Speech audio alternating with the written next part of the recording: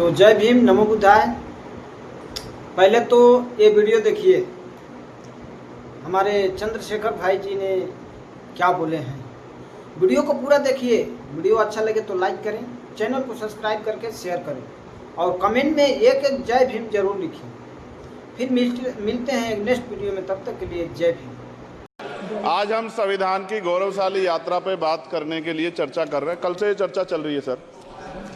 मैंने बहुत सारे दोनों पक्ष के और जितने भी हमारे मेंबर हैं सुना सर, उनको बड़े बड़े नेता हैं सर।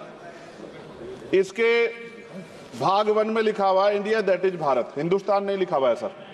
लेकिन सारे नेता संविधान पे चर्चा कर रहे हैं, लेकिन हिंदुस्तान ही कहेंगे, भारत कहने की हिम्मत नहीं जुटा पा रहे हैं। ये बड़ा सवाल है सर कि क्या संविधान के हिसाब से बात रखी जा रही है। मैं धन्यवाद दूंगा फूले साहू बाबा साहब अम्बेडकर को और मेरे नेता मान्यवर साहब श्री काशीराम को।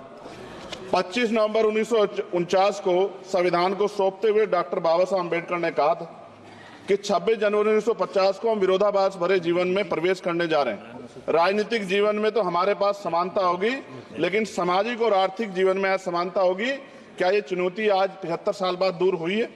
भारत ने 26 जनवरी 1950 को संविधान लागू होने के साथ खुद को एक संप्रभु लोकतांत्रिक और गणतांत्रिक राज्य होने का ऐलान किया।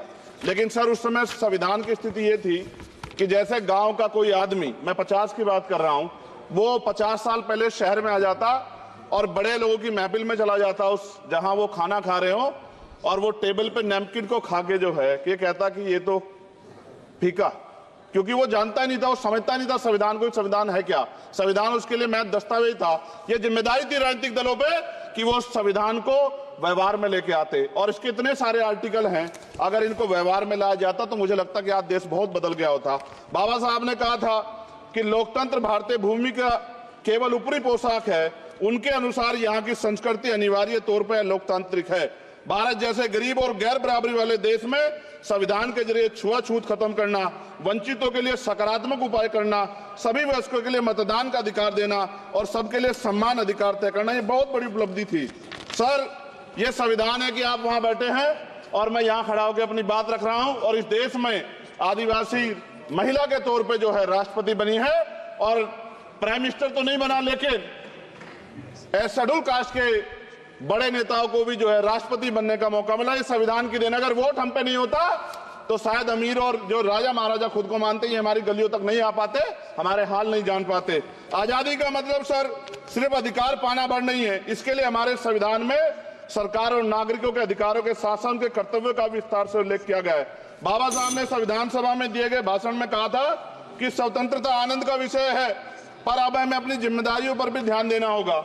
संविधान ने सुनिश्चित किया कि रानी के पेट से राजा जन्म नहीं लेगा, वोट से नेता तैयार होगा। आर्थिक बराबरी के लिए सरकार क्या कर रही है?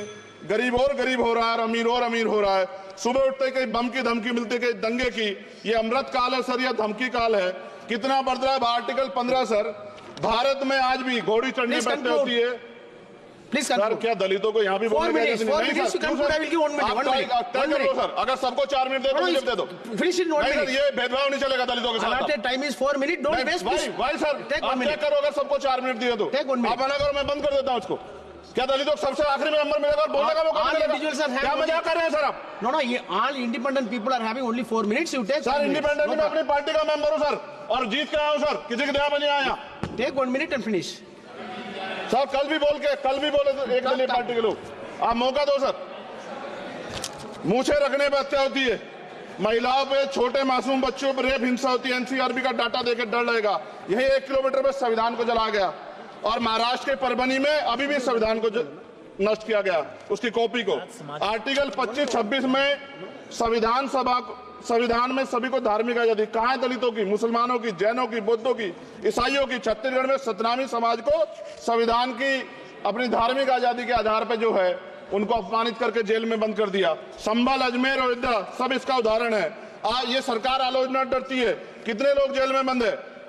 मिरान हैदर, खालिद सैफी, उमर खालिद खान, सिफा खान, गुलफ्शा फातिमा और आजम खान साहब राजनीतिक विरोध में बंद है।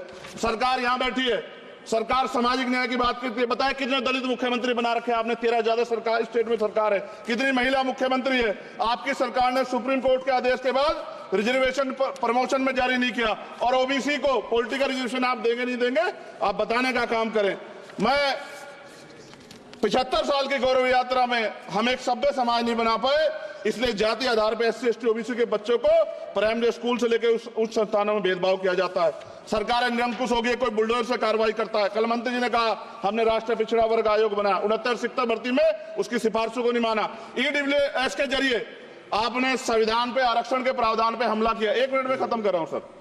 संविधान सर न्यायपालिका में आर्टिकल 124 ये कहता है सर, ये अधिकार जो है। Sundar sir, please conclude. Sir 1 minute में Please conclude. संविधान में न्यायाधीशों की नियुक्ति का अधिकार राष्ट्रपति के द्वारा होना चाहिए, अभी तक नहीं हो रही है। All India judicial service commission कब बनेगा? क्या चंद परिवार ही सर जज बन सकते हैं? और आज हम सर, मैं सरकार से सवाल पूछना चाहता हूं सर, सेवाओं में SC ST OBC वर्ग का कितना प्रतिनिधित्व है? भारत सरकार के मंत्रालयों के अधीन PSU में, बैंकों, बीमा कंपनियों में और स्वच्छता संस्थानों में आउटसोर्स तथा कॉन्ट्रैक्ट पर वर्तमान कार्यरत कर्मचारी कुल कितनी संख्या है? आउटसोर्स और कॉन्ट्रैक्ट में कार्यबल SC ST OBC कितना प्रतिशत है?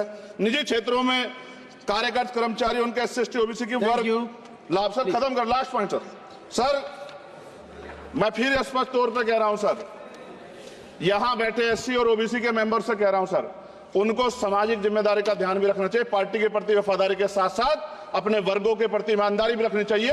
ईमानदारी नहीं होगी तो इन वर्गों का भला नहीं हो सकता, और हमें बहुत सरकारों से उम्मीद नहीं है। बहुत बहुत धन्यवाद सर।